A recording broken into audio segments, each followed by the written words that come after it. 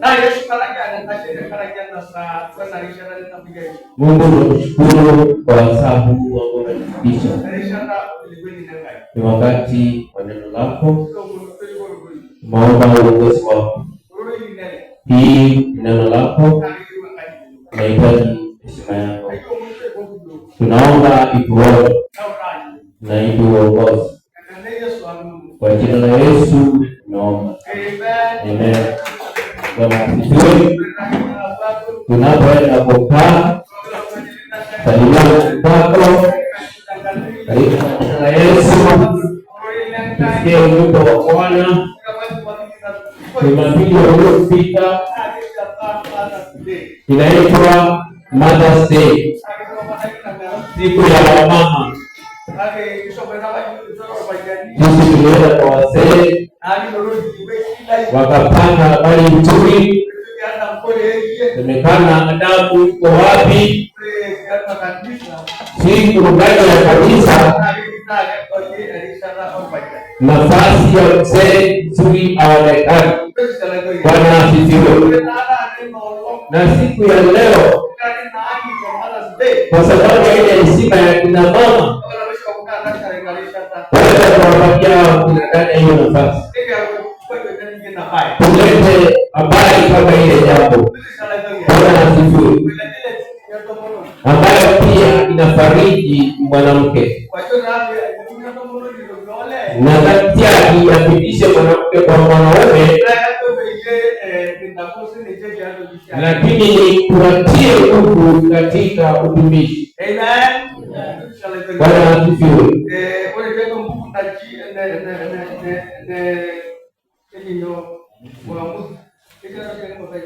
Katika kitabu cha Waamuzi kuna hadithi fulani katika mlango wa 4, Waamuzi mlango wa 4. Laisha tamati umwan. Katika ile hadithi tunaenda kuangalia hadithi ya mama mmoja ambaye anaitwa Debora. Huyu mwanamke ni mwana hapo kati ya wale waliotumikia Bwana. Huyu mwanamke amekuwa kama mfalme katika taifa la Waisraeli. Uongozi umekuja kwa wakati wa Debora, ambayo si wakati wa wafalme, mbele zaidi ya kuchaguliwa kwa Sauli. Hii nafasi ya Debora imekuja kwa ule wakati. Kuna mambo kadhaa ambayo tunaenda kuangalia ambayo mwanamke anaweza kuyafanya. Tujitayarishe kwa maisha ya kwingine. Neno likasema ya kwamba Debora aliitwa wakati taifa la Israeli walipokuwa na shida. Wakati wa Kanaani walikuwa kuwasumbua. Ukisoma mlango wa 5 mstari wa 9 na kuelekea,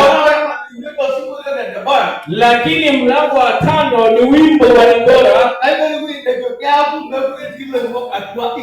Unapata kiasi amesema hata hakuna wanaume ndani ya Israeli. Bwana atuelewe. Hii mwanamke aliitwa wakati taifa ilikuwa likipitia shida. Maadui walikuwa wakishambulia Israeli. Na kuna adui wa ndani. Waisraeli wanakutana wenyewe kwa wenyewe. Na maadui pale nje wanatumia nafasi na kuingia katikati. Ukisoma mlango wa 4, neno linasema vita iko nje na wamefika ndani ya miji ya Israeli. Neno likatuambia hata wazee wakubwa hawawezi kwenda mikutano kule nje kwa sababu hakuna amani.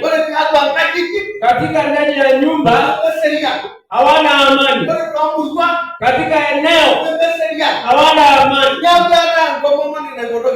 Hivyo Debora akachaguliwa kwa ile wakati mgumu. Amen. Na huyu Debora kazi yake ni kuamua taifa, lakini akapewa kipawa ya unabii. Bwana asifiwe. Hapo na nyota mbili, ni mwamuzi na akawa nabii. Bwana asifiwe. Kila asubuhi anakaa chini ya mti. Inasemekana hapo nje ya nyumba yake kulikuwa na miti, na kukaa pale chini na kuamua watu. Akawa mwamuzi wa kesi tofauti. Bwana asifiwe. Ndio mwenzako. Wamama pia wanaweza kuamua kesi. Aina mpe uko karibu na yeye. Wata kurujuka na unaenda kusherehekea.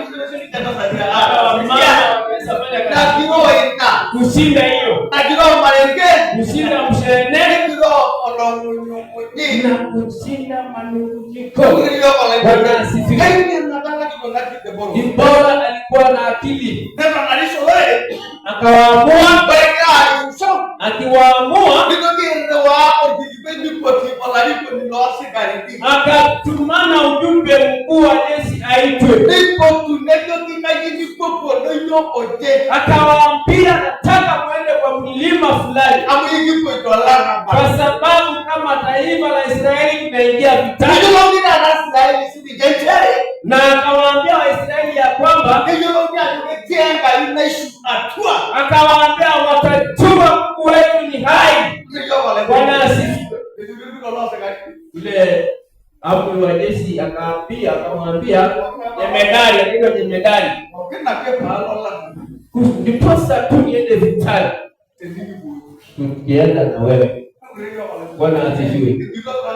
Na ni mwanamke anaweza kubeba mkuki, anaweza kubeba ngao. Bwana asifiwe. Debora akamwambia, ninaapa ya kwamba nitaenda na wewe. Andaa taifa, kwa sababu kama taifa watakuwa washindi nikiwa nitaenda na wewe jemedari. Kuna mambo tunataka kusoma kwa jambo la kwanza kwa Debora ni uamuzi kuweka mambo sawasawa ndani ya jamii. Wakina mama ya wakati ya Debora aina ya Debora kiwango ya Debora, ama wewe ni ukoo ya Jezebeli, ama ni ukoo ya Delila. Na watatu Delila, Jezebeli na huyu Jezebeli kwa jamii yao, kwa taifa ni wale wa mama akupiga, si wa mama akukakisha moto. Kuna wamama ambao kazi yao kukakisha moto kwa jamii, na hakuna mtu